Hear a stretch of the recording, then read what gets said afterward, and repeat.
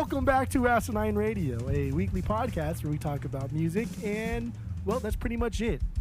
So, let's go!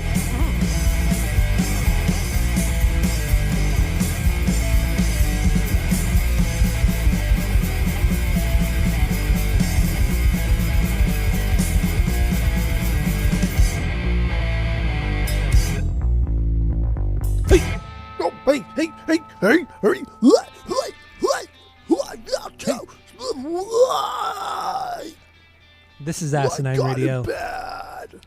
This is the weekly music podcast where every week we get into a different band, different artist, and we break down one of their records. We get into the music, lyrics, art, and everything in between, and we try to have a good time doing it. My name is Tyler. Way out there, hundreds of miles away, is Jeff. While you're listening, go to Spotify, Apple Podcasts, give us 5 stars and 5 stars only. Please go do that. All the social media, it is at Asinine Radio, so go follow us on there. And that's all I got for the boring intro. So what are we doing today, Jeff? We're doing Van Halen and their album Fair Warning. That's right. We are doing Fair Warning. So this is their 4th record. Came out in 1981, I believe. Right? 1981? Research is hard, dude. That's called doing your due diligence, bro. That's 1981. 1981. So I do want to preface this whole episode by saying we are not the biggest Van Halen we love Van Halen, but we're not like these crazy super fans that know everything about this band, all the different crazy partying and all kinds of shit that they used to do. We're just kind of I would say we're fairly newer fans, especially me. But so yeah, anybody listening, we're not super fans, but we are huge fans of the band, if that makes any fucking sense. So if we miss out on things, deal with it. Honestly, yeah, go fuck yourself. So anyway, let's get into it. Fair Warning, Van Halen. Well, actually, what's your origin story with Van Halen? Let's start with that. There really is so much to fucking talk about. Like honestly, even though this band is not from like the classic era of the hard rock bands of the 70s, right? There's so much to talk about with this band. Correct. And that's cool. But my origin story is my mom. My mom listened to Van Halen just like a lot growing up, and much like all the other music I was exposed to, Offspring and Third Eye Blind, the other biggest, and Green Day too, the other big ones. Van Halen was there, and I remember her listening to Balance, my least favorite Van Halen record. Terrible but I also remember her listening to 1984 and Van Halen 1. And she played it constantly, and she played it a lot. And honestly, I don't there was a big part of my life where I did not like guitar solos. I didn't like that shit at all. I shied away from it. But I got into playing the guitar because of Eruption. Like Eruption was like, oh, that's fucking cool. I want to play guitar because of that. It was like Eruption and like Chris Carrabba from Dashboard Confessional. Those were like the two things that really like drove me to want to play guitar. Two very different guitar players. You cannot pick like polar opposites when it comes to guitar players. Hey, Chris Carrabba or songwriters for that matter. As a music as a melody songwriter, Chris Carrabba is better than Eddie Van Halen for sure. Well, I don't know that, dude. You show me one song that Eddie sings on that's more melodic than any one of the Dashboard songs, I'll see that point. Feel Your Love Tonight, the backup vocals, better than those are so good. Those are really good. Those are really good. I don't know if they're better, but those are really goddamn They're all good. all better than Dashboard Confessional. See, my mom listened to a fuck ton of Van Halen, and even to say I like the River, right? So like my mom went to the River constantly, and we were always at the River. And the River. There's like 3 bands at the River. You got Jimmy Buffett, you got Van Halen, and then Creedence Clearwater. That's what everybody listens to at the fucking River. Those are the River bands. At least back then, back in the 90s. I don't know what it is now. I've been to the River. It's all country music. It's all country music. Oh God, the River's gotten even worse. Yeah, it's terrible. I went to the River like maybe 5 years ago, and yeah, dude, it was everybody on their boats flying down the river. You hear just horrible pop country music. So it's not even like it's like Garth Brooks era and beyond pop country to music. now, yeah.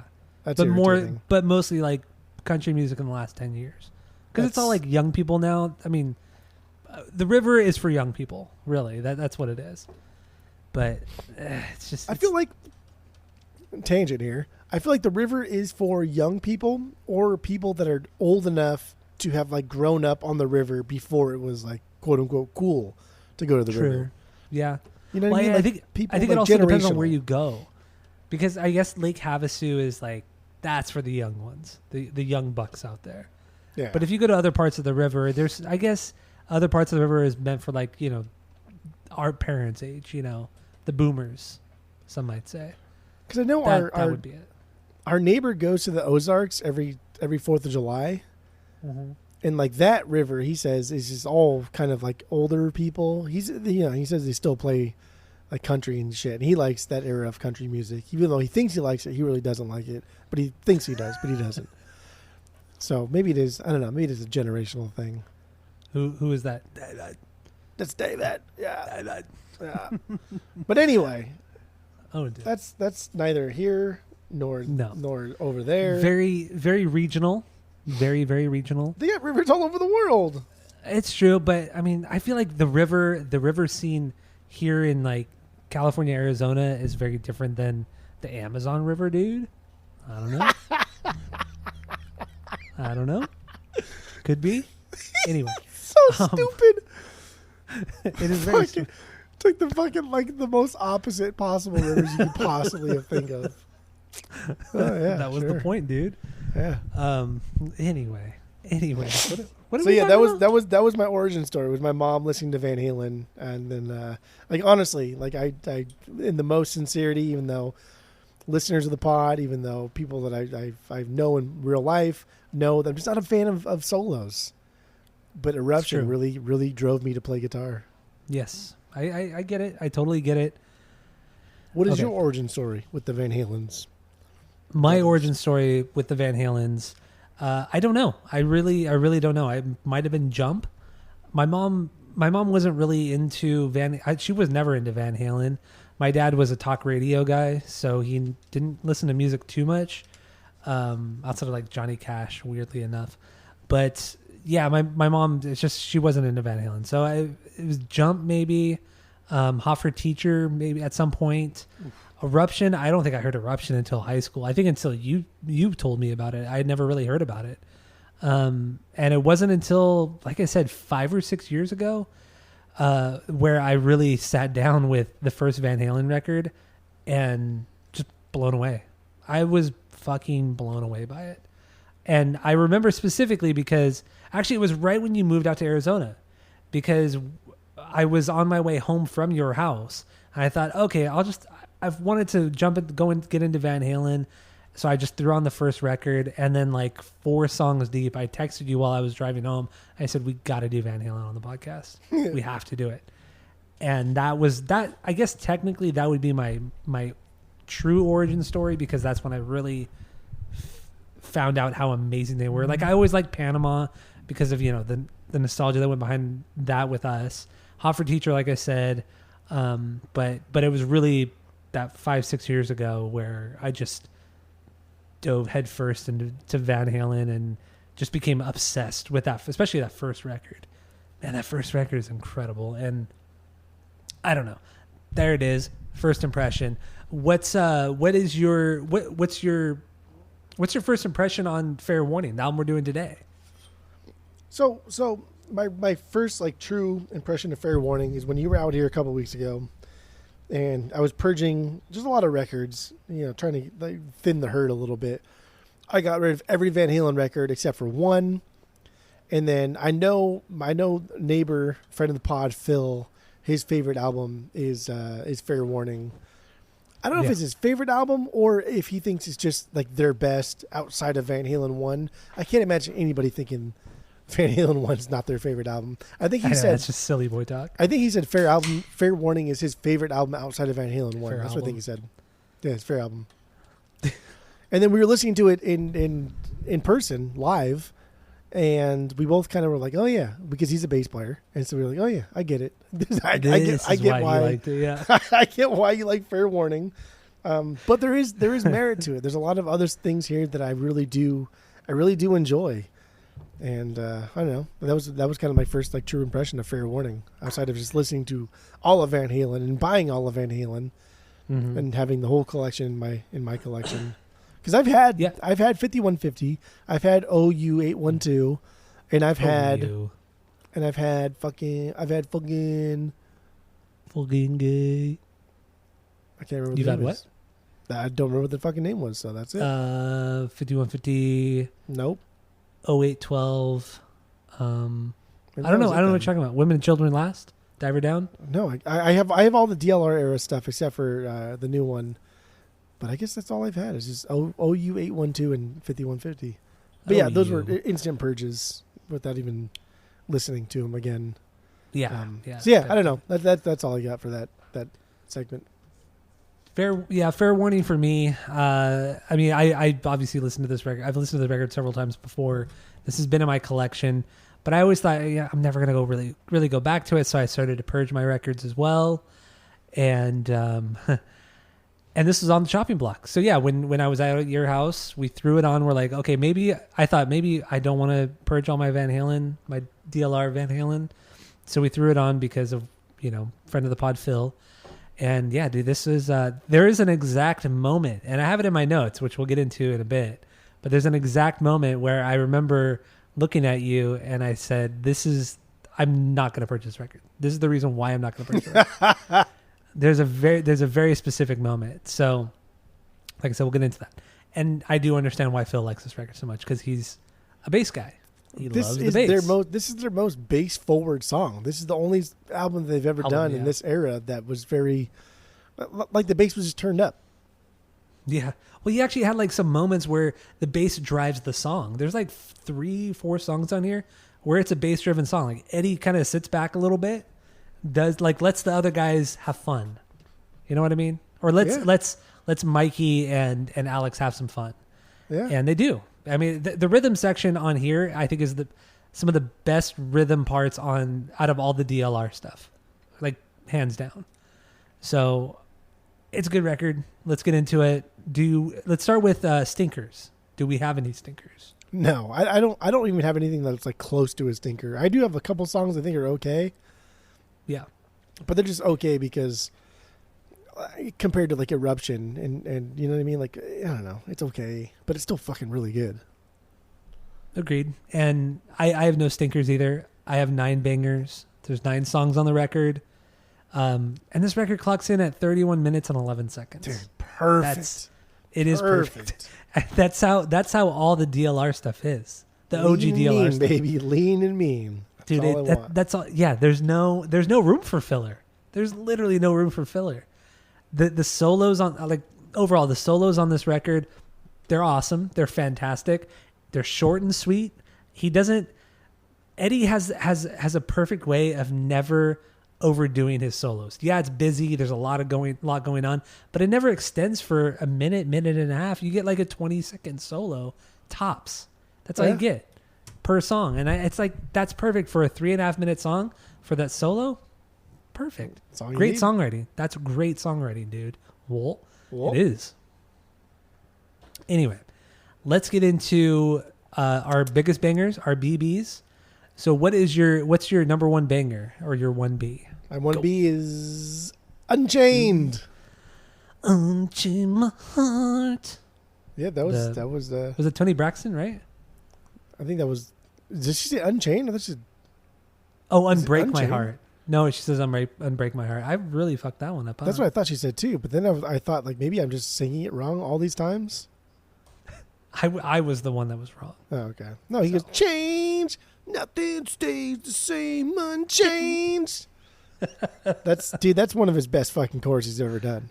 It's really good. But like we start off with this intro riff that is so fucking heavy. A little phase effect on it, but it's incredibly crunchy. Perfect fucking tone.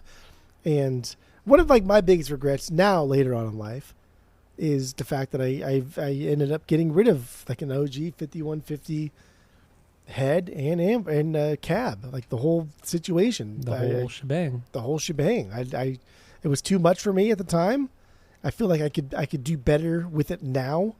I would know how to dance around it, but it was just too much for me, and I sold it. And I'll never see that shit again. Yeah, you sold it to me. I did sell it to you. Yeah, you sold it to me, and then I sold it in 2018. So why did you? Was it just too much for you?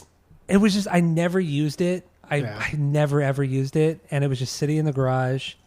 And I mean, it was covered, so like it wasn't getting fucked up. But I was just like, I hadn't used it in fucking loud. It's so, but dude, it sounded amazing. I wasn't using it, and I needed some extra money, so I'm like, dude, it would be nice to get like $1,000 on this, like $1,000 for nothing, easy. So I sold it. But dude, now like I do regret selling it though. If you check Reverb, we both regret selling the same fucking thing. I know. If you check Reverb for that shit, just the head alone goes for like $2,000. Ugh. I hate that so much. I know it was tough. It was rough. That's okay. But yeah, Unchained, dude. DLR, he's just yelling right the whole time. He's just fucking yelling. I love this chorus. Eddie, he just noodles the whole time. Like what are you doing? Like he's not really soloing. He's not like doing like rhythm and anything. He's just fucking noodling. He's just goofing off. No, it's not even a proper lead. It's not a lead because it doesn't accent the melody. It doesn't. Yeah, it's not melodic. It doesn't add anything to the overall song. It's just he's just noodling, fucking around, goofing. Man. He's just fucking around, dude. New boot goofing, yeah. And even so, like this is, I guess, this is the only song that ever features Ted Templeton on vocals. He just has like a one-liner thing that he does. Ted Templeton being the producer. Templeman. Templeton. Get it right or pay the price. Templeman. Get it right or pay the price. Templeman. Either or. It's a dumb fucking name. But even when Mikey just does like this driving single bass note, right? The do. He has these little like nuance to it. Nothing crazy, but just enough to pick up on and like really enjoy. And then I realized I was like, dude, this guy's a fucking underrated bass player. Because on album, what this guy does is what a bass player should be doing. He plays very much as a generic bass player. He's rhythmic, he's easy to digest, and a little tiny bit of nuance, but he plays the song. But then you watch like live videos of this dude playing, and it's like, who the fuck is this? It's a different bass player. It's a guy that you never heard on an album before, but you do hear him. You hear him in these little nuances, little like doodaloo doodaloo. He does that shit a lot, and that's so fucking good. I love it. He does, and I've heard a lot of people say, he's also underrated as like a backup vocalist, but it seems like they're primarily talking about the Hagar era, where during the DLR era, he's there in the backup vocals, but there's nothing that shines through. So apparently he is a good singer, or fans say he's a good singer. I mean, he's like the only one here that's actually trained in multiple instruments and knows how to play a fuck ton of instruments and knows like a good deal about musical theory. But I don't know. I was actually really surprised at watching him play live versus album stuff. But then I don't know. It kind of made sense because as a bass player on an album, you don't want to be squirrely. You don't want to be too obnoxious because you're not the point of the band, dude. Especially with Eddie Van Halen, who the guy has or had a huge ego. Besides David Lee Roth, he never let anybody get in front of his ego. Like he never let anybody outshine him. You know what I mean? He shouldn't. I agree. No, I agree. He shouldn't because he is one of the greatest guitar players of all time. He's top 3. I wouldn't argue with that.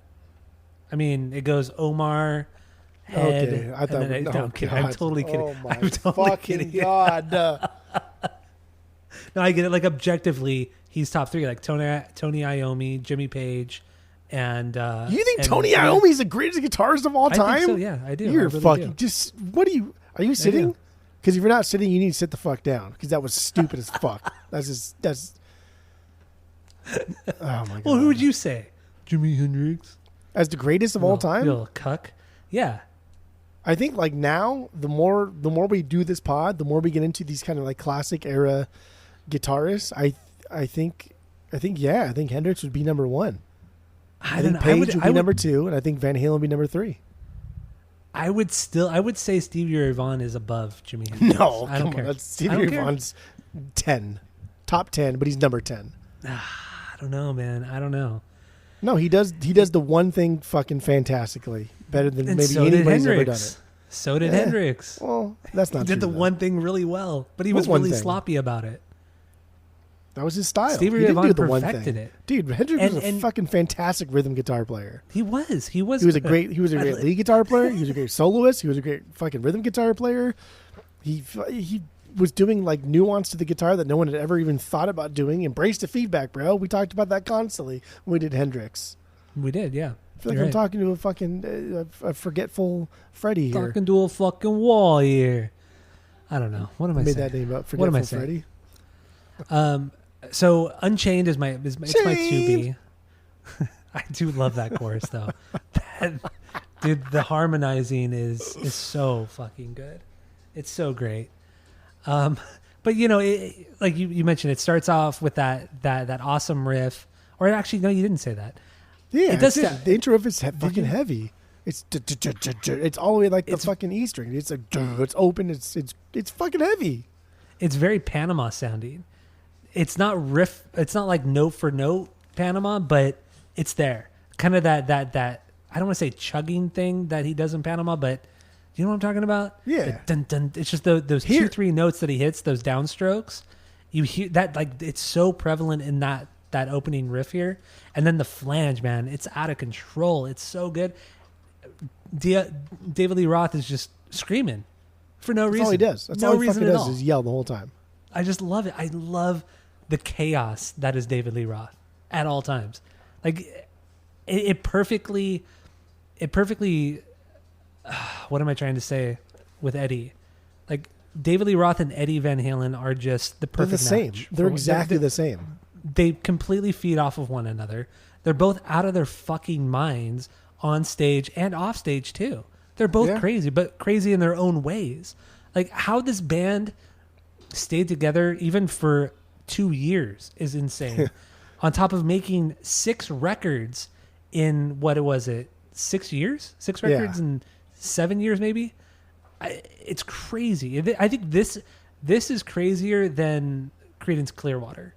You know, making so many records over such a short amount of time, because that wasn't as explosive ego-wise as Van Halen was. Yeah, because they were fucking wild. They weren't. Yeah, Eddie and Roth were so out of their fucking mind. But honestly, Eddie Van Halen and David Lee Roth are the same fucking person. Like they are the same person. And then musically, one is just, instead of like through his mouth, they're just doing it through their hands. But they're the same exact fucking person. They're both wild. They both cannot be tamed. You tell them to do something, and they will purposely do the opposite, and then go so far, like aggressively in the opposite direction, that it's just like, what do you fucking do? Why didn't we tell you anything? I know. It's crazy how they'll just throw in these. Both of them will just throw in these little things, these little, the little pinch harmonics that fucking Eddie throws in, or the crazy falsetto vocals. Like, dude, they're one. Yeah, you're right. They are like the same person. It's crazy, absolutely crazy. And that then you drop into the verses. Eddie's doing the big kind of heavy chuggy riff that just drives it so well. Drops into the pre-chorus, and then it's just like the harmonizing, like that descending melody that they all sing is fucking solid. And then the background vocals, like we talked about, are just Unchained. Chain. So good. Solo short and sweet. Just he once again ripped it up, and then just more improvising, more just David Lee Roth just saying stuff. Just really that's the bridge, or the second bridge, I should say. The second bridge is just him just doing what he does best, just talking. This song and this album is just good, like good hearty Van Halen stuffs. Yeah, like it's not as wild. It's not as wild as the first two. I think what they do different here is a little darker, like the tone's a little bit darker. They're using a lot of like flats, a lot of minors.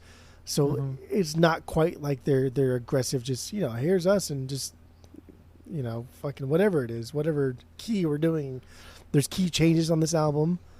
Our boy Mikey's got a lot more going on here that he's been doing since the beginning, but we just never heard him because Eddie's been going absolutely bonkers. But also some of the solos too. Some of the solos here are like unhinged. They don't make any fucking sense. And one foot out the door, we'll get to it, but that solo's on par with like Eruption. Like it's right up there because it's wonky. It just doesn't make any fucking sense. I can't wait to get into that song because that song is so unique. It's bizarre. Okay, well, do we want to just go into that? Who cares, right? Let's get it. That's my 4B. Yeah. Well, technically, so I put Sunday Afternoon in the Park, and then One Foot Out the Door is one song because I don't care. I can do whatever I want. That's because they are one song. It's the same fucking melody. It's the same note progression. They just speed it up a little bit. So One Foot Out the Door is my 3B. The closer, like you said. So yeah, this song is just like going off of Sunday Afternoon in the Park. Yeah, it's that like Sunday after. Oh, let's start with that song, Sunday Afternoon in the Park. That it just has that like starts with that heavy death synth kind of sound. You know, that very ominous synth. The drums come in super hard. They're kind of like modulated, I guess is the right way of saying it. But damn, dude, it's so hard. And really like the little synth part, you could tell like he's learning. Eddie's learning how to kind of play the synth stuff and make it sound decent or good. And I hear actually a lot of Crazy Train, which I don't know. Did Crazy Train come out after this album? Dude, fuck me in the fucking goddamn it. Yeah. So like just even the whole Randy Rhoads v Eddie Van Halen thing, right? They both came out of the Los Angeles area. They're both rising to like the stardom at the same point. Randy Rhoads with Quiet Riot before he went with Ozzy, and then Eddie Van Halen. They were rivals, man. They were fucking rivals. They wild, man. It's incredible. In Pasadena, if you're not from like the LA area, Pasadena, who the fuck cares about Pasadena? I like garbage Pasadena town. a lot. It's a fucking garbage town. Who gives a shit? No, it's not. Really, it's a Passover. Nice. It's a Passover town. But Pasadena is a nice suburb. Fucking Passover town. It's get the fuck out of here. It's a Passover town. Suburb. The fuck out. It's a Passover town. You retire in Pasadena maybe because you're from a different part of LA that you want to quiet down. It's a Passover town. But yeah, I do think there's a lot of similarity between Randy Rhoads and Eddie Van Halen. Eddie Van Halen obviously did it better than Randy Rhoads did just because he did it before him, did it faster than him, and then did it longer than he did. Too. Yeah. It's fucked up. But you said it first, not me.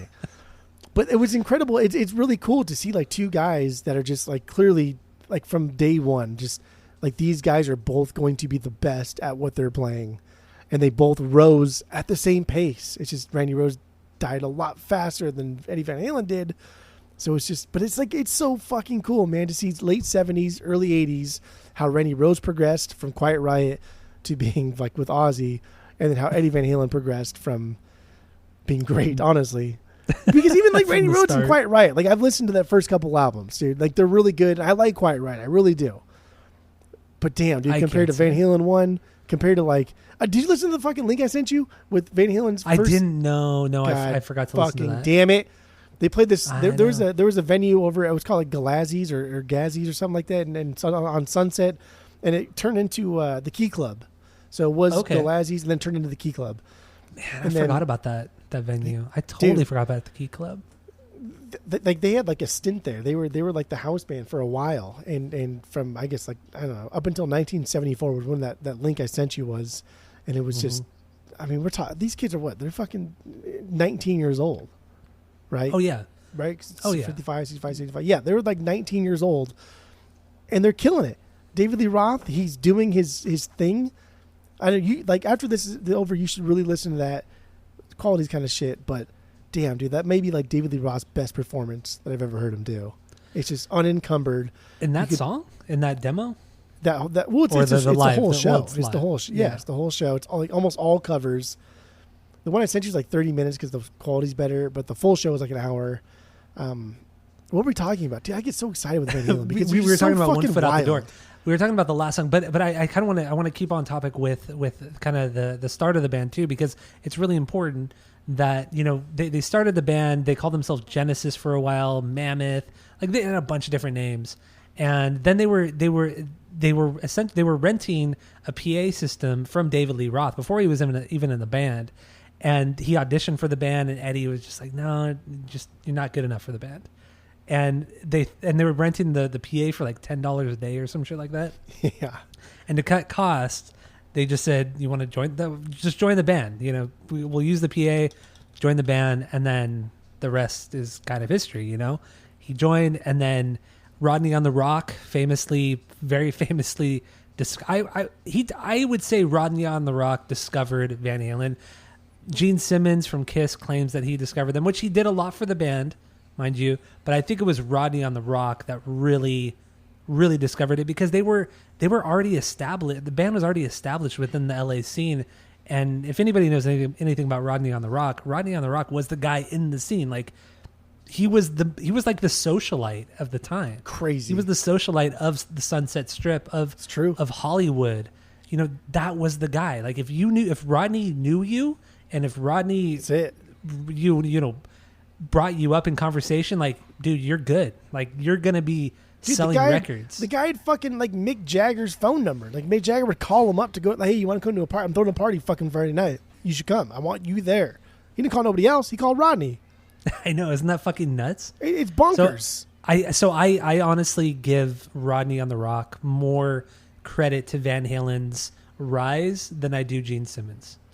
And then plus Gene Simmons had told them, oh, you know, you guys should change your name. Van Halen's not good. You should change it to Daddy Longlegs. The dumbest fucking name in the world. Fucking Although name. Van Halen, in hindsight, like at the time, that's a stupid fucking name too. It is. But when Eddie is so iconic, like, his guitar playing transcends anything. Like, his guitar playing is just so beyond what anybody heard, especially at that time. Yeah, there are like these guitar virtuosos on YouTube and all that shit that could play these songs better than Eddie. But dude, Eddie was it. Like, these kids on YouTube would not be there if it was not for Eddie Van Halen. Like, he really created something so different and so unique and so amazing. Like, honestly, Eddie Van Halen was just incredible, an incredible musician. Yeah, hands down. So and I don't know. I like that everybody helped Van Halen be who they are, and they got a lot of like hookups. But really, it was because of them. It was because of their playing, and they were a band for what, 5-6 years before their first album was out. And they were playing backyard parties. They were playing Sunset Strip, and they were just out there like Glenn Danzig style. They're out there passing out. They were fucking DIY, flyers. Yeah. They were dropping flyers off at local high schools, saying that they had a show coming up. Yeah, and they were like 19 years old, 18 years old doing this. So like they were out there, boots to the ground. So I think even without Rodney, even without Gene, I think they still would have made it, because they had the work ethic, and they had two things that just nobody has ever fucking had. One for sure is Eddie. Like, no one's ever done that. And then like David Lee Roth, man. David Lee Roth. When they got David Lee Roth, that became Van Halen. Yeah. Eddie would still had a good career, like, had not been for David Lee Roth. And David Lee Roth, like, we know he had a good career. But when he put two of them together, they became like legendary status. Oh, without a doubt. I mean, like I said, we were talking about earlier, the two biggest egos in rock and roll. Like, really, they are the two biggest egos. You could argue Gene Simmons and you know, some of those guys, but who the fuck cares? Two big egos in one band, and they lasted this long. Come on, man. Like, even Guns N' Roses with Slash and Axl, two huge egos, but they put out one good record. Everything after Appetite was mediocre to bad. And Van Halen put out 6 records in 7 years that were all fucking, if they weren't perfect, they were like damn near close to perfect. And that, I'm only speaking of to be fair, Appetite is like dude, Appetite's fucking fantastic. It's good, but it doesn't hold a candle to fucking any Van Halen, any of this Van Halen. I don't know, dude. I think Appetite is except Never Down. What? No way, dude. Appetite's better than everything Van Halen's done, except for maybe one. No, except for one. No, Appetite's only better than Diver Down. That's it. That's. It's true, dude. It's true, dude. I don't like any of this. It's true. But like Appetite would not have, like, Guns N' Roses would not have existed had it not been for like the DIY ethic of Van Halen, of them on Sunset. Like Sunset in the fucking 70s and 80s, dude. It was cutthroat. There were so many bands coming, there were a dime a fucking dozen. That's why you really had to stick out. Van Halen stuck out. Exactly. Yeah. What sets you apart? It's either you know somebody who's going to like usher you in, or you're that fucking good. And Van Halen was that fucking good. Didn't really know anybody, but still kept at it. And if you listen to that, I know you will. If you listen to that YouTube thing, you'll hear him. Eddie Van Halen, he was there. like the blueprints for Eruption. It was there, 1974. There, yeah. Fucking there. I can't imagine Eddie ever not being good. Like, reading more about it, dude. I mean, they grew up they were born in Amsterdam. I think they spent their early years there, and before they moved to Pasadena, Eddie and Alex. And I think Eddie was like, it was Eddie. It wasn't Alex. It was Eddie. He was winning like piano recitals, like doing like, he was like a piano virtuoso at like 3 years old, like some like Wolfgang shit, you know, like just an absolute virtuoso. And that's probably why he named his kid Wolfgang. But Wolfgang. No, yeah, but I don't know. What's always kind of fascinating me about Eddie Van Halen and his guitar playing is when you get to that kind of like level of virtuoso-ness, you can kind of like pick apart his solos because there's so much more complex, there's so much more going on, and the fact that he started off playing the drums before Alex did, and they eventually switched because Alex really didn't want to play guitar, so Eddie was like, "Oh, fucking fine, I'll play it." So you hear a lot of rhythmic stuff going on in Eddie's solos. That's true. Why we don't need a drummer in Eruption, because Eddie can kind of like carry that I don't know, pass that torch onto himself and carry that tone. He can like rhythmically during his solos make a point to say, okay, now I'm changing to something else. Now I'm doing something else. Now something is different coming on. I'm going to speed it up. I'm going to slow it down.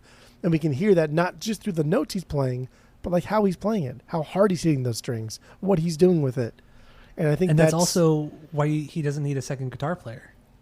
No, for sure does not a second guitar player. Not at all. I mean, Mikey he's an amazing bass player, and he fills in the gaps where Eddie, just for whatever reason, just can't fill it in, especially during the solos. You know, it's just the rhythm section in Van Halen is unstoppable. You know, Alex and Mikey are just absolutely unstoppable. And it's just so cool how you just see these guys write music, because, yeah, I know Eddie wrote a lot of it, but I mean, without Alex and Mikey, dude, it would just, the rhythm section would fall apart. Like it must be so difficult to play with Eddie on a rhythm section level, because he's so out of his fucking mind. Yeah. Yeah. And then you throw Roth in there and you're like, dude, what the fuck is this? Like, it's just, I don't know. No matter how good of a musician you are, I think if you ever played with Eddie Van Halen, I don't think anybody could ever really keep up with him outside of his brother. And that's why he never made, I think that's another reason why he never made music outside of Van Halen, because nobody could keep up with him. But like, okay, so there's a lot of like facets of that diamond here, because when in the odd chance that somebody does come jam with us on our jam nights here at the Gale Street, if somebody's like, oh yeah, I play guitar, and you know they're classically trained, they're really really good at the guitar, they can kind of keep up with us, and we're not like good by any means, but we know each other's kind of shortcomings, and so we adapt to that, and we know that, oh, when the bass is short here, I'll do a little bit more there because I know he doesn't like to do this, or I will do a little bit more there. With the drums, I know they have trouble like filling in on here, so we'll do that. And that just comes to playing with like live, like in a live setting. Yeah. And so when Eddie Van Halen and Alex Van Halen are playing for so long with each other, I think Alex, and I searched for this too, and I could not find anything about this. I don't think I ever will, because why would you? But I think Alex knew Eddie was destined for something bigger than if Alex was conceited as Eddie was. So if they both butted heads as much, I think Alex knew that Eddie would not have been destined for greatness. So Alex took the back seat and said, you know what, dude, I will just be here for you and allow you to develop your style, your sound, and just, you know, be your rock, I guess, is what the girls say. What the kids say. Yeah, that's what the kids say. Fucking movies. But I think that's really what like propelled. Maybe not. What, the rock? Yeah, no, it's not. It's no. That's pretty close though. That's pretty close though. But because it actually means something. It does mean something until every fucking Tom, Dick, and Harry out there is posting on Instagram, "You're my rock," and it's like their fucking dog or like a gerbil or like pizza. You know what I mean? Like, yeah, no, fuck that. It's not on the no list now, but it's close. Yeah. Don't push your luck. Don't push your danger luck, zone. Rock. But I really do think like Alex has lived a life of almost like artistic celibacy just to allow Eddie to be the best. I like that, and I believe that as well. I really do, because it's all he ever does, and like he's a good drummer. He's good. He's a fucking great drummer, dude. There's some great moments on this record, and talk about Hot for Teacher, dude. Come on. I mean, that's like one of the coolest. That's like, what the fuck are you been doing, dude? One of the coolest drum, if not the coolest drum intro or drum part of any song ever. I mean, Hot for Teacher is insane. I still don't know if there's any kind of like drum machine attached to that fucking intro, because it's just there's no fucking. I always thought it, but then you watch somebody like Josh Freese play it, and you're like, dude, it can be done. It can be done, but dude, it's insane. It's fucking insane. Oh man. Anyway, let's get back into One Foot Out the Door, the final song. We went on quite the tangent here, and that's fine. Yeah, it's fine. So yeah, this is a fast song, man. This reminded me a little bit of the song On Fire, just because it just how kind of quick it is and kind of how chaotic. I really love the distortion and effect. I don't know I think it's the bass, but it might be the guitar. I really don't know. But it's something really cool. It's something really heavy. Alex's snare sound is huge. Just huge. And it's not like that cheesy 80s tone that was really prevalent during this time.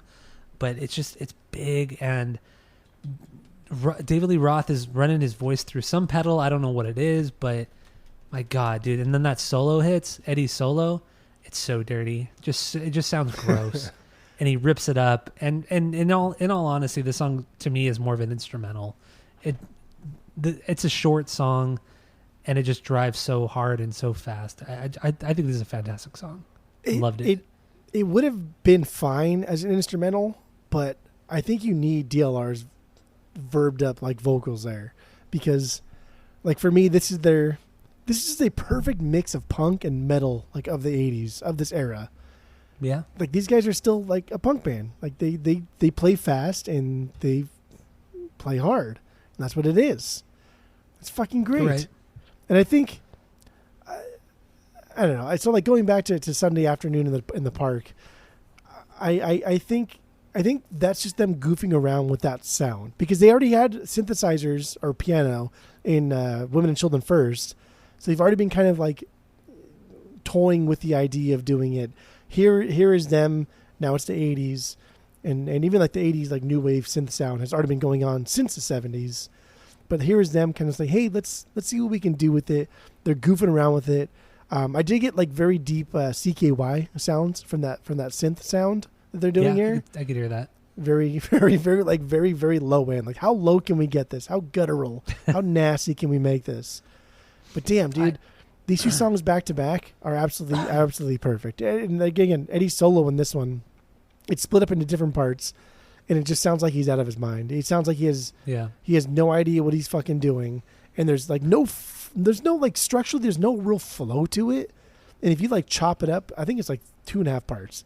If you chop it up bit by bit, there's no flow whatsoever. But when you hear him play it back to back, it's like Grateful Dead status. He's doing things a little bit earlier on to let you believe that it's going to transition into a different part later on. And then it goes there.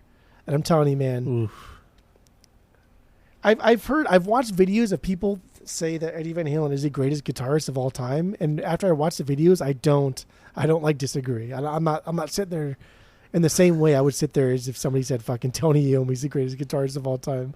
I don't get mad. But like Eddie Van Halen could quite possibly be like the greatest guitarist of all time. It's hard to argue it. It really is difficult. Like this deep, dude. This deep in their fucking career, still doing things that people just don't fucking do. And I feel like we're only scratching the surface with what we're talking about. Seriously.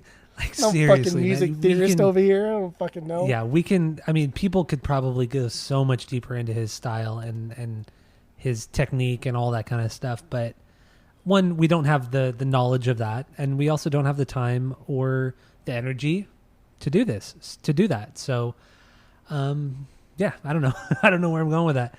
Yeah, but One Foot Out the Door, the closer, great closer. And I would also say this is probably one of the most experimental songs they ever did during this era. Oh, for during sure. the David Lee Roth era. There's nothing that sounds like this on any of the 6 records. Even the one from 2012, the last record they did with Roth. There's nothing it's heavy, but not like this. I do think it was supposed to be one song. I really do think it was one song, and they just split it into 2 because rock bands don't do this kind of thing unless you're fucking a prog band. Exactly. And so that's why it was split into 2. But I do think it was one song because like every other song on the album is 3 to 4, almost 5 minutes long. I'm kind of curious. Like, I wonder if they did it because of the amount of songs. Because with both of these songs, it's only 9 tracks. Maybe there was an issue, like a contract issue or something with the label where they said you couldn't have 8 tracks, so you had to split it into 9. Maybe, I don't know. I know, like, just like reading a little bit about their contract history. I know their first album, the contract they signed was just absolute garbage for them. It was like 70 cents. They for made every unit no sold. Fucking money. Yeah, no fucking money. From what I read too, after the first tour, they were in debt like $1 million. Yeah, fucking like nuts. Fucking no money. Yeah, that's insane.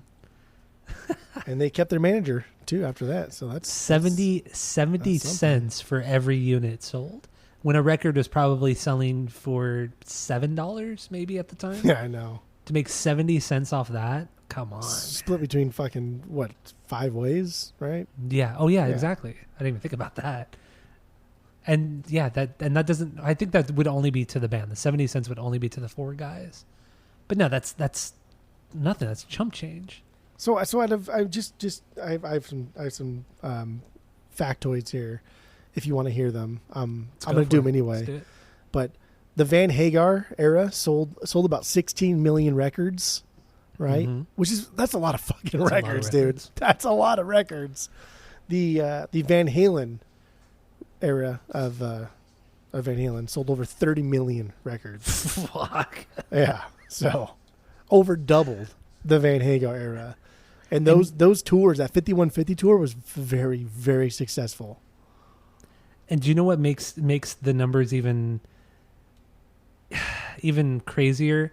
Is that the Hagar stuff was like number 1 on the Billboard. Like that was like highly charted records, songs, this and that. And it still sold less than the Roth era. That's really saying something right there. That it's only like how it just shows like how insignificant like the Billboard charts actually are. Because if these records, the 5150, the 812 and the other 2 or 3 that came after that, it's just how many people does it actually take to get on the Billboard charts? You know what? Does that make sense? When they're selling half of what the Roth era was selling, and the Roth era didn't get any number 1 hits. I don't believe they did, not even with Jump. So it's all flawed. It's all skewed, and it all is meaningless. Really, the Billboard charts. But whatever. Anyway. 0-2.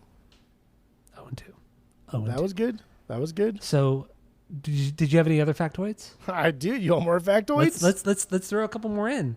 All right, I got. Or at least one more, and then we'll jump into. We'll just do one more factoid, and then we'll jump into another song. This is a fun one.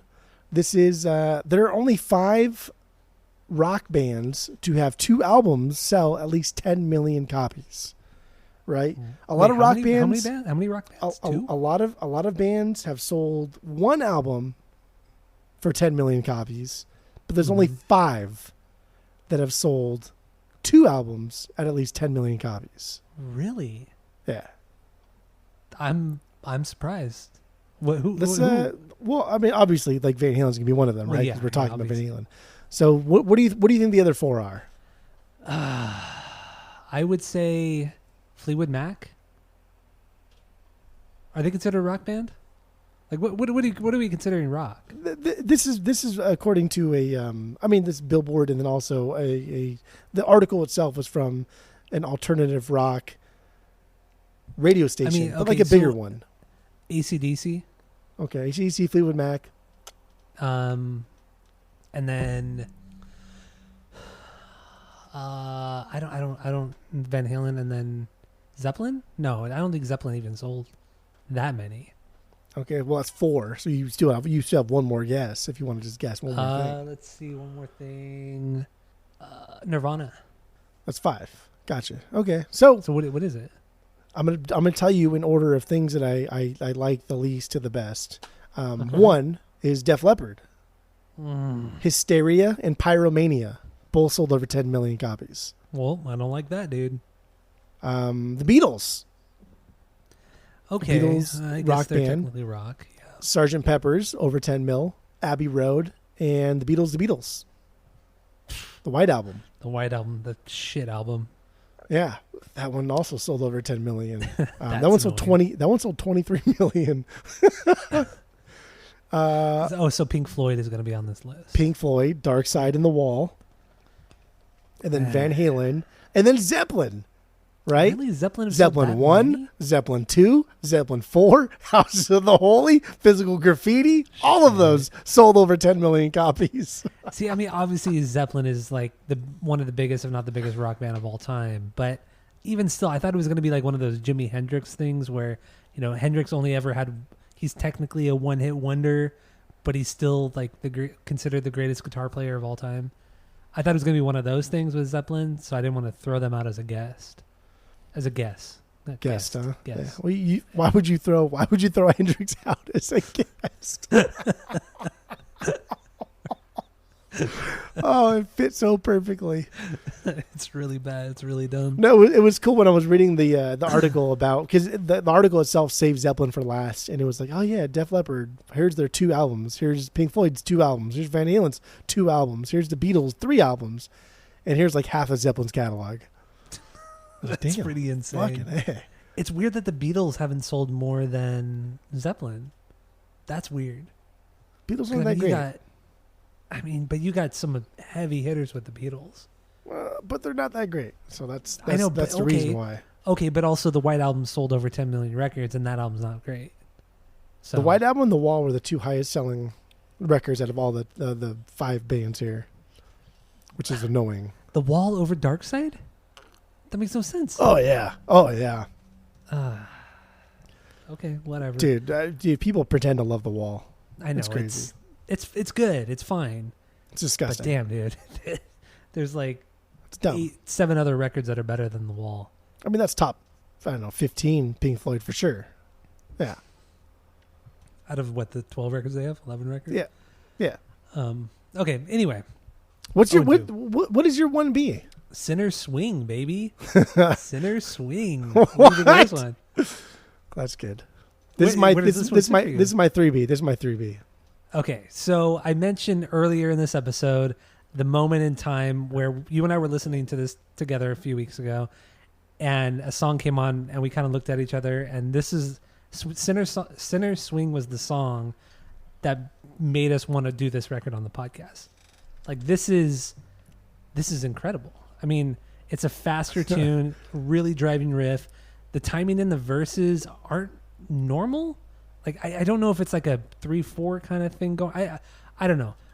I get so excited. I can't even think sometimes when I hear the song.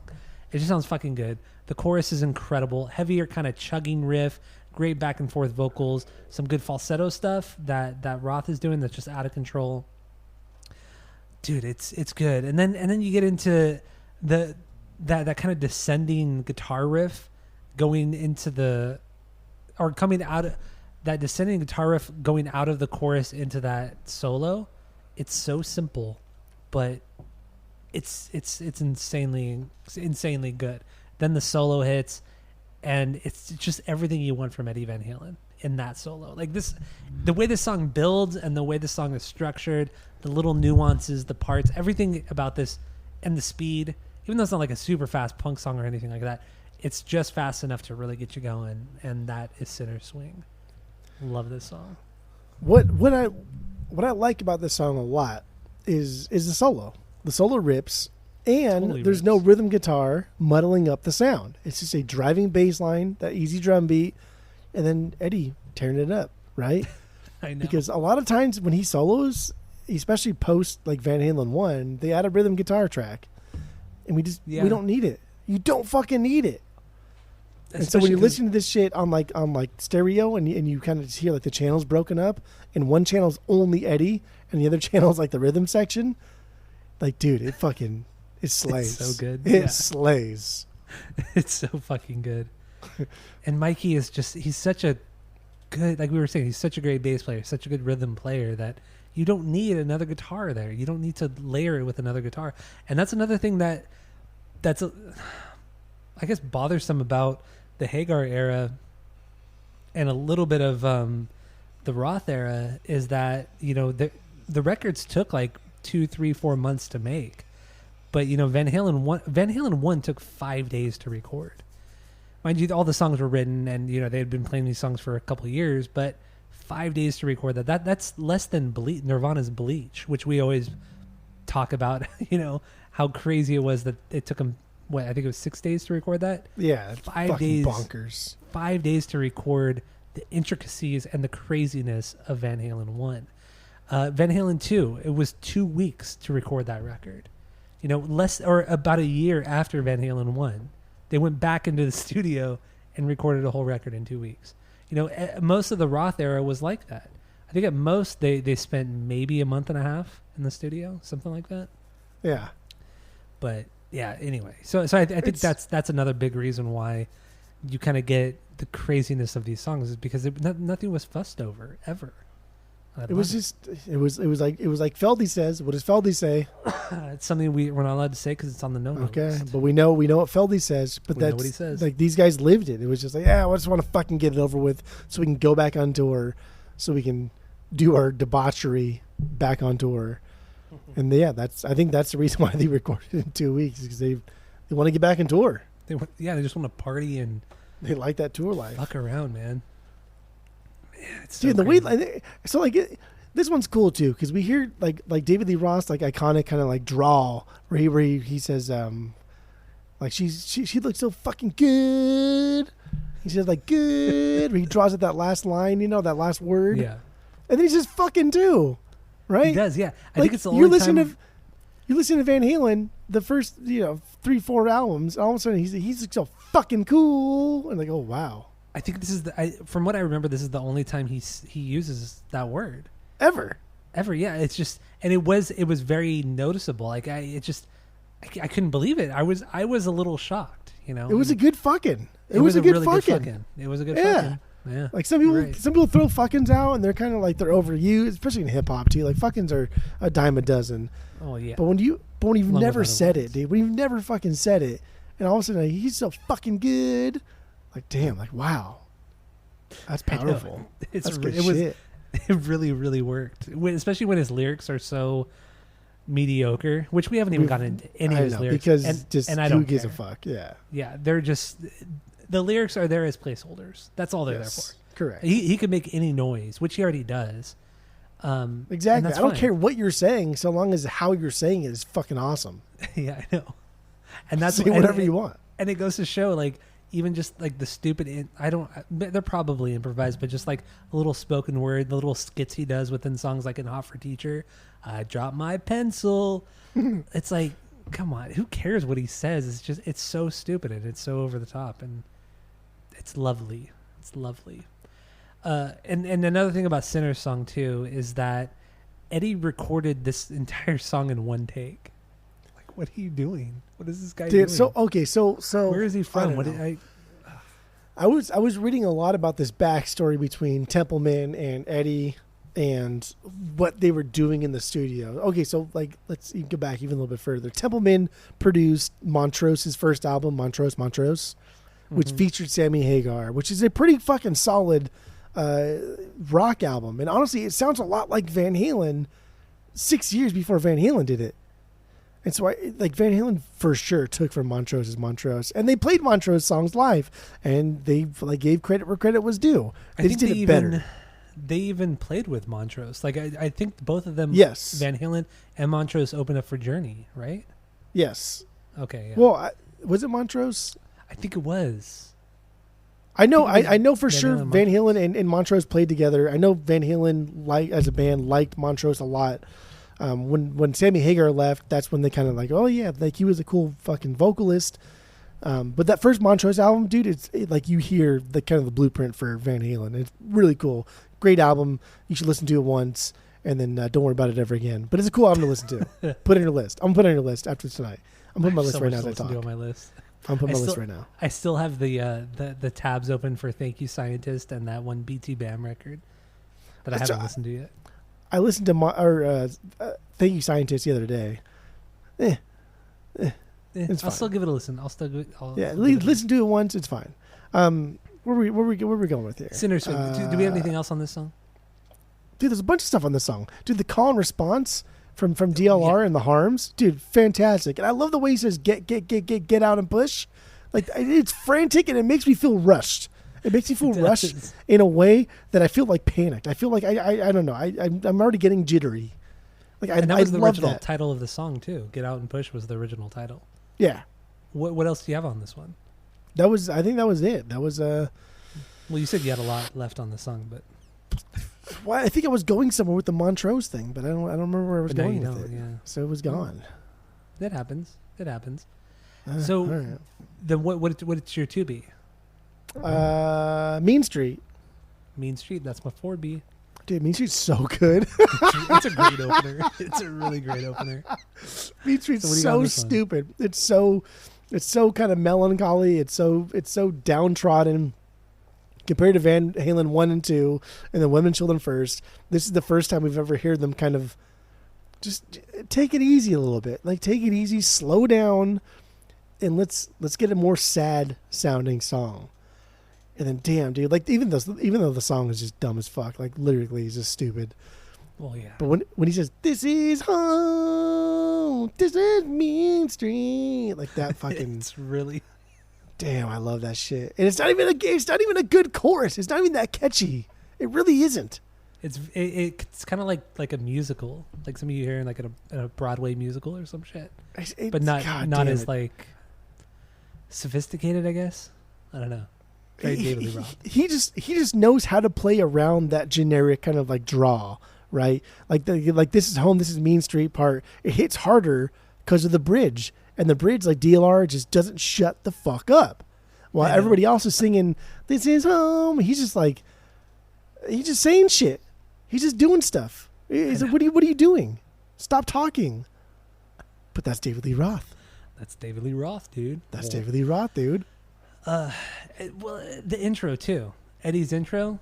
The tapping, and reading a little bit more about it. So he was tapping on the 12th fret, the low and the high E, and he was muffling it with his left hand, which is I don't really understand what he was doing, but it sounds like some Buckethead shit. It's something you hear from Buckethead in the 90s. It's stupid. It's stupid, but it's just like, dude, I get it. This is Eddie Van Halen.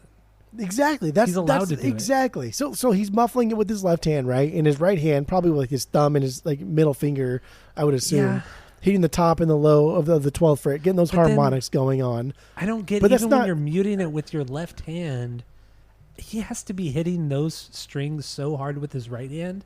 He must be tapping them so hard to get that kind of sound.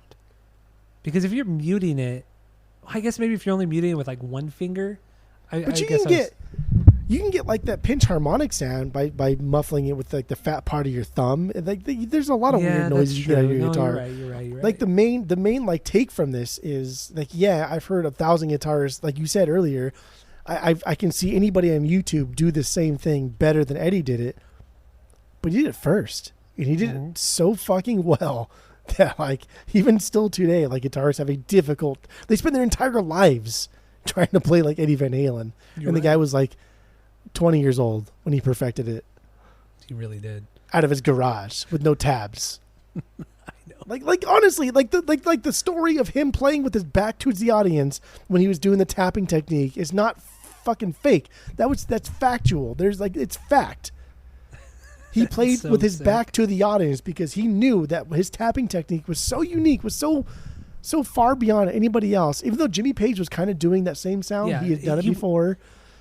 He was not the first guitar player. He was not the first guitar player to do it, but he took it to the next level. Elevated. Yeah. Oh yeah, for sure. And that's just like, come on, that's fucking unreal.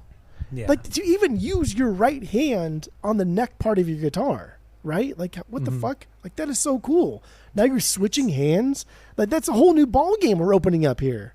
Mm-hmm. And he did it. And he did it so well. Guitars, left hand neck, right hand strum. Like, that's what guitar is. That's what we do. Yeah, change that up. Totally right. It's bonkers. I'm speechless. I can't like articulate fucking words in my mind right now. It's like Eddie just got bored of like the typical rhythm and blues. He's just like, let's just fucking throw a wrench in it and see what kind of crazy sounds I could come up with. That's really what it was. I like playing the guitar. I don't feel like inventing a new like instrument, so I'll just do this one better. That's what happened. Right. That's what it is. Yeah. And then after that Buckethead shit, it drops into a classic Eddie riff. Great, just honestly a great opener. And then the rhythm section comes in, and talk about like Alex's drum roll, dude. Yes, that's so good. Even like I think it's just like the 16th notes on the hi-hat.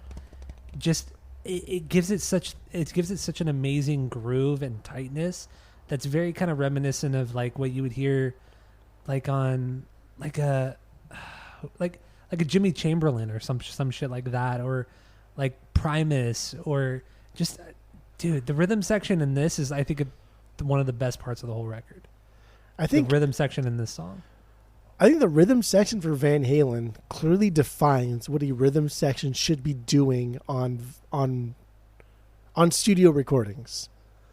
Like, this is exactly what I want out of a rhythm section. I want you to be melodic. I want you to be on point. I want you to be there for me, and then have a little nuance to it. Don't be too crazy. Don't be getting in your head that you're the front man here. Just do your fucking job and do it great. And that's what they did. And they did it. They did it. Like, they did it perfectly. And then the solo, man. The solo comes in wailing. Takes a few bars, but after that he shreds a little bit, and then he kind of keeps it that way. I mean, I would have liked a more ripping solo, especially after the quiet, because there's like that bridge or the second bridge or breakdown, whatever. It's kind of quiet, but like having a ripping solo after that would have been a great way to end the song. But the solos are still solid all around on this song. Yeah, it's a good solo. I think it's a back to basic solo. I think it's just it's Eddie like getting back to the Van Halen 1 sound. It's very raw sounding. It's very aggressive.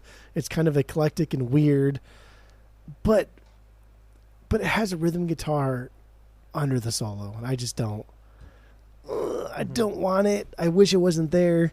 You get good separation on the stereo channels, so you can hear like that solo like on its own, and the rhythm section's on its own.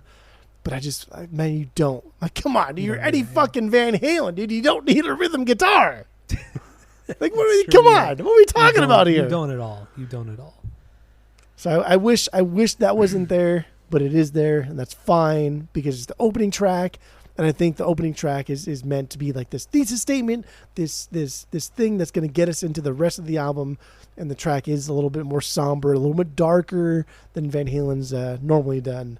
So it's fine. But goddamn, dude, get the fucking rhythm guitar out of there. I prefer a synth over rhythm guitar. No, because there's no rhythm guitarist in the band. I understand, but there's also no, synth player. There's nobody. Yeah, but nobody takes a synth seriously. Still, the synth can be too much. Difference. You fucking love the synth. No. Your favorite songs in order. Here we go. Ready? Only the part in Wendy Clear, which is organ synth, and then also Jump. That's it. Only songs you like in the history of songs. Yeah. That makes sense. When huge deep cut from Blink-182, and then the biggest Van Halen song. I honestly believe that's a stinker Van Halen song. I really do. It's not a stinker. It's cheesy, but it's not a stinker. It's just not good.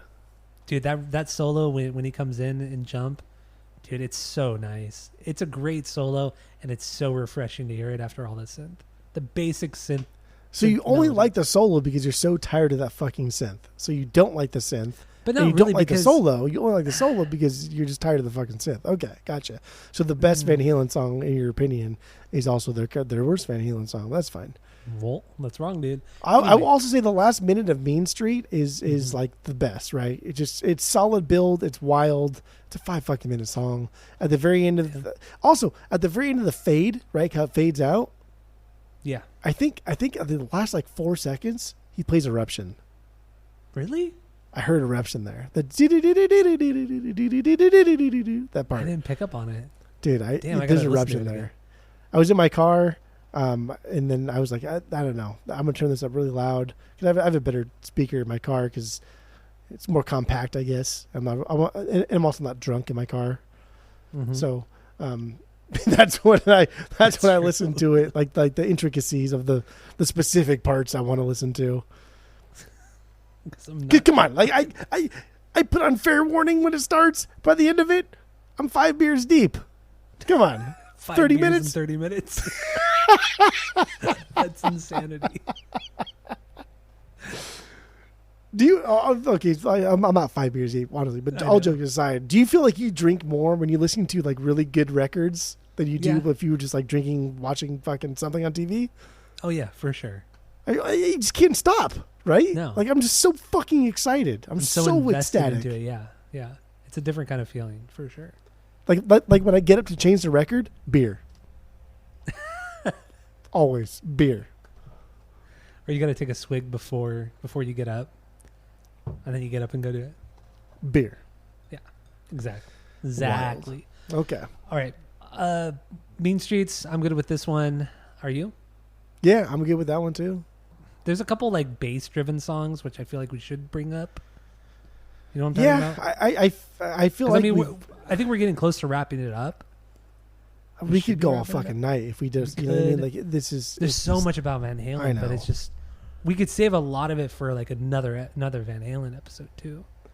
This band is so deep and it's so intricate and there's so much fucking history with this band. We've only not talked about what Dirty Movies, Hear About It Later, and Push Comes to Shove. Oh, and so is it, so this is love. So this is love. So is love. Love, yeah. See, that's why like Spanish writing is so great because you have like the upside down question mark in the beginning of the sentence, so you know it's going to be a question right when you fucking look at it. Oh, is that why they do that? I've never known.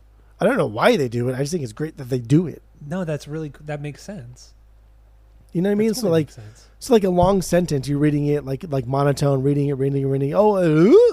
Yeah. And you're like inflecting like the last part. That sounds like a fucking idiot. Fucking stupid English. Yeah, it's like a fucking moron. This is the worst language ever. The worst language ever. It's the greatest language in the greatest country with the greatest systems of measurements. Push comes to shove. I do want to talk about if I picked one song to close it out with, it would be Push Come to Shove. I want to talk about that one. Okay, let's go. And then I'm good. Okay. I listed the song as an okay, but like it's a really, really, really good, quirky, unique okay for Van Halen because this is very like disco-y. There's a little Queen here of this era, right? Yeah, and this was like supposedly an attempt of DLR to do some type of reggae sound, and there's aspects of that like the offbeat upstrokes in the guitar and the kind of slower vocal delivery, but no, this is just a bad attempt at doing like what Queen was doing in the 80s, and Queen like slayed at that kind of sound in the 80s. They really did. This is my least favorite song on the album. Really? But I think it's fucking bizarre, and I'm interested because it's weird. Like I don't think the song knows what it wants to be. The solo is fucking weird to me because Mikey wants to get into this deeper groove, and he does a lot of shit like live where you hear him like really get into the doodle doodle doom doom doodle doodle like that rising bass thing where he's just like hitting like the notes of the power chord and sliding it upwards. It's a fucking solid bass line, man. But he doesn't do it here. He doesn't get too crazy here. And the whole song like ends on a key change. Why is there a key change? Because Eddie wants it that way. The fuck? What? For what reason? Okay. So I don't disagree. I think Freddie Mercury is the greatest frontman of all time, but I think DLR is DLR. Number 2, solid number 2. No one will ever dethrone him in my mind as the second greatest frontman of all time. But he's not a great singer. He's just not. He's a good singer, and he's better than most, but he's not a great singer. And so to have a key change, and I tried to YouTube this fucking song, and I could not find a video of this song. And I would have loved to see him do the key change and see if he sounded as good as he did in the higher key than he did, beforehand. But I couldn't find one. So they might have never even played this. I don't think they would, because why would you? It's fucking weird. It's weird, bizarre. Song, yeah. I mean, it is bass driven. That's for sure. It's like this. It's kind of like a funky R&B kind of jam too. Like it has that with that bass line, and then also Alex's drums too. His parts are very not rock and roll. They are more funk R&B driven for sure. And then you throw in Eddie, who I do like how Eddie in this song doesn't show off. He's letting the other guys shine for once on the whole record. He's letting the other guys shine, especially the rhythm section, doing their own thing, and I fucking love it. I do like the upstrokes, but it's not the whole song. Like it's only certain parts of the song. So he doesn't rely on like that reggae upstroke thing. He does his own. He just does a lot of different things here. Like, when it drops into the chorus, it's during the chorus when he throws on those really cool effects onto his guitar, and it's giving that kind of ethereal sound. I really like that. It's something you haven't really heard up to this point, I think. And I think he's experimenting just as much as the other guys, but he's not up front like he normally is. And his hammer-ons. The hammer-ons that Eddie does are so incredibly clean. I don't know how he does it. He does not fuck up at all. I've never heard cleaner hammer-ons than Eddie Van Halen, and this song is one of those examples. It's insanity. How do you do it? There's like no feedback on these hammer-ons. Like they're just perfect. Nothing's wrong with I bet you Eddie Van Halen's like left hand. Was he left-handed or right-handed? He was right-handed. He was right-handed, normal, yeah. He was a normal person. Yeah. So I bet you his left like fingers were just like fucking pure muscle, and the tips of his fingers were just calloused so much that when he hit like a string, it just instantly went to like the cleanest like note you've ever heard. Weird, but it's not like it's a clean note. Like it's not, because you could still hear the distortion. It's just there's no imperfection. I guess that's what I'm trying to say. There's no imperfection with his hammer-ons, because you could always hear some sort of like feedback or some like weird scratch or distortion or something when somebody does a hammer-on. But when Eddie does it, there's nothing. And that's not like something that they take out in post. This is him playing. This is how perfect he was as a guitar player. There's nothing like it. There's really nothing like Eddie Van Halen. It's fucking nuts. I do love Push Comes to Shove. I really do. This is my 5B. And Mikey rips it up. I mean, really, in the end, Mikey really drives the song with that bass line, because that bass line's solid. Fucking solid. It's good. I think he wants more though. I think he's expecting more. He wants to do more. And if you listen to like earlier stuff that he does more. And he's a fucking fantastic musician. He's trained more than any other person in the band. Yeah. So he knows where he should be going and what he should be doing. And it's I don't know. It's good. It's very good. Very, very good. All right.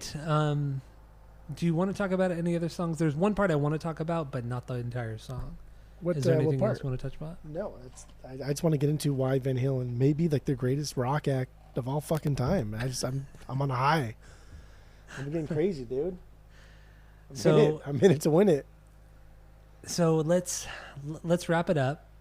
Well, actually, but before we wrap it up, I want to talk about one part in Dirty Movies.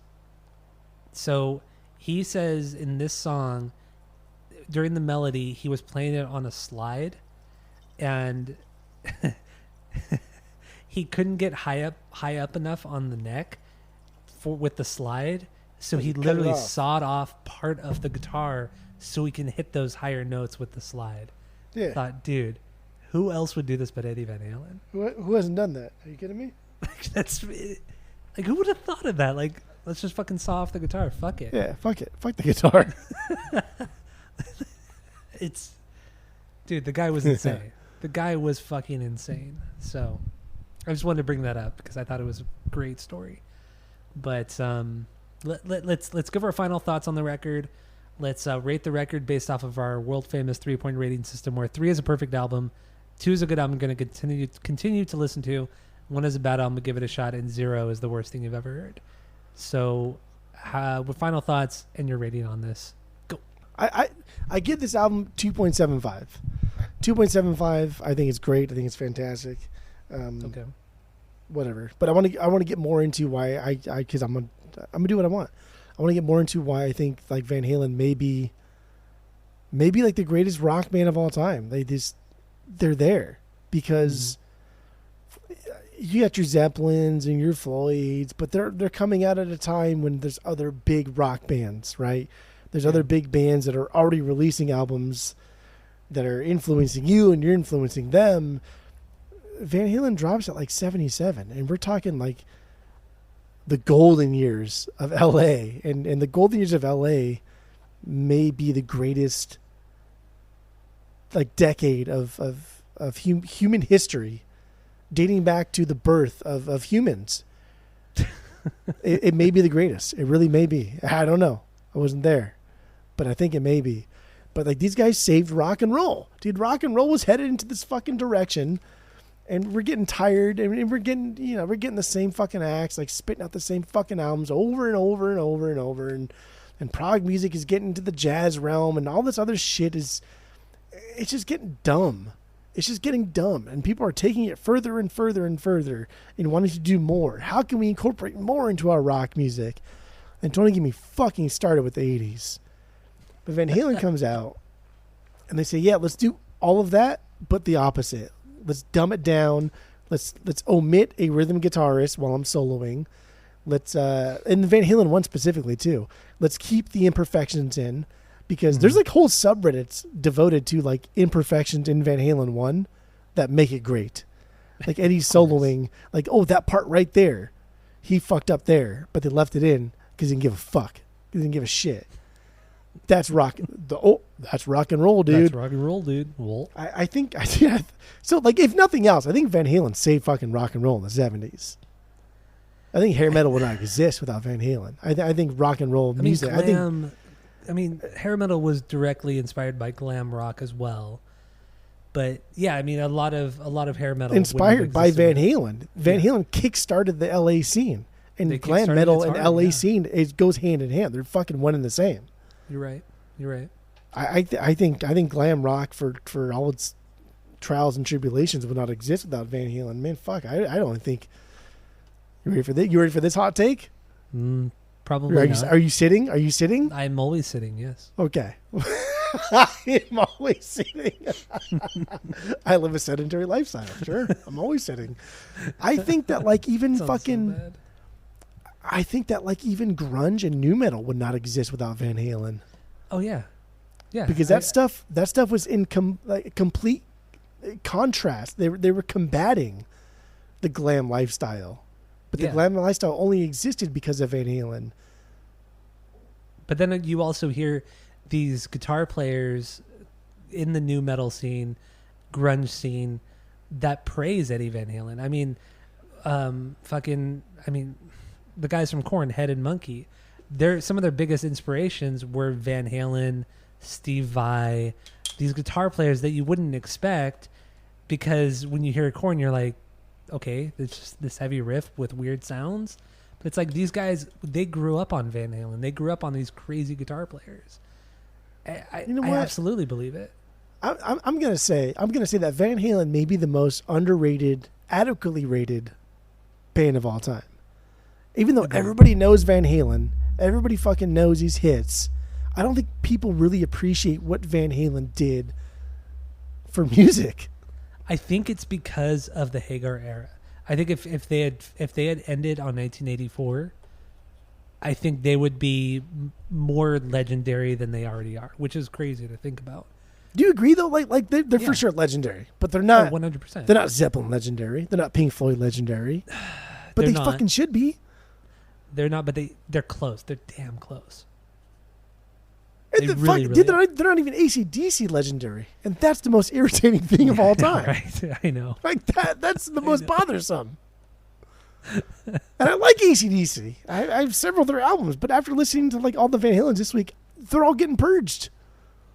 Yeah, except for Dirty Deeds. I like Dirty Deeds. It's goofy. Oh yeah, That's the only one I have. That's the only. Oh my god! He fucking this band's a joke compared to Van Halen. Dude, Van Halen. Oh my god. Yeah. I cannot sing this band's praises enough. So that's my record wrap up. I give this a 2.75. It's not perfect. There's some things on here I wish were different. I wish they omitted rhythm guitar tracks under the solos. But that's being so nitpicky. Come on. What do you want me to do? I don't. Fine. It's not fucking Halloween, okay? I don't give out these threes like it's Halloween candy. I don't either. Like you do. I don't either. That's not what we're. That's not. I'll do 2.8 because 2.75 is pretty low. The 7 there looks low. I'll do 2.8. 2.8. Okay. All right. My wrap up here. I think this is a very underrated record. I'm glad we listened to it a few weeks ago when I was out there. It changed my mind about this. I mean, I love Van Halen, and I did up until a few weeks ago. But this gave me a different perspective on this record and like stuff between Van Halen and 1984. And this is a forgotten album. Really, it was, because this is like a very kind of low selling record of the David Lee Roth era. I think this is the lowest selling record from that era, which sucks. It shouldn't be, because the songs are really good. They're a little bit more mature because they're not as crazy. The lyrics are, I mean, we didn't really talk about the lyrics much, but they are a little bit deeper, very, very little, a little bit deeper, heavier tones, more experimentation at this point. I mean, they really went for it on 1984 when it came to experimenting, but they did a lot here. And it's good. It's really, really good. This is a dark album. It's a very, very dark, very dark toned album. And it's fantastic. It really, really is fantastic. I think your rating is really stupid. Giving it a 2.8. That is really dumb. Dude, that means your top 4 fucking Van Halen records are all perfect. Yeah, this is perfect. I mean, I really don't give out 3s very often. But like giving this record, the reason why I knew you were gonna do this shit because you're a fucking little cuck. The reason why I didn't do it because you're just splitting hair. Giving this record a perfect 3 means this is on par with Van Halen 1. Is this on par with Van Halen 1? No, because okay, so we've talked about this before. Van Halen this is 1. not. I can't get it out of my mind. Van Halen 1. I can't even begin to explain how beyond of a banger that is. Like, that is just, you can't even compare it. You honestly, I mean, I agree. You cannot compare it to Fair Warning. You just cannot. You can't compare fucking Van Halen 1 to almost any record in existence. It is so unique. It is so beyond banger. Like, it's not even fair. It's not even fair. It's just not. It's not. I'm mad. I'm irritated. Like, it's not fair that it's that good. It's not fair. It's not fair at all. If you take Van Halen 1, I still give Fair Warning a perfect 3 out of 3 because it is a perfect album. But you can't compare it to Van Halen 1. Like, and even Van Halen 2. Like, they're so beyond. They're just, especially Van Halen 1. It's so beyond anything. It's just not fair, man. Not fair. It's hard.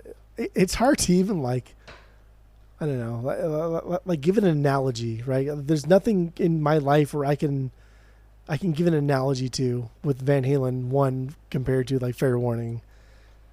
I can't compare anything else in my life to it. It's like to me, it's like when I hear Van Halen 1, I still am blown away just like I am when I hear Rubber Soul by the Beatles. It's one of those things. It's just like it.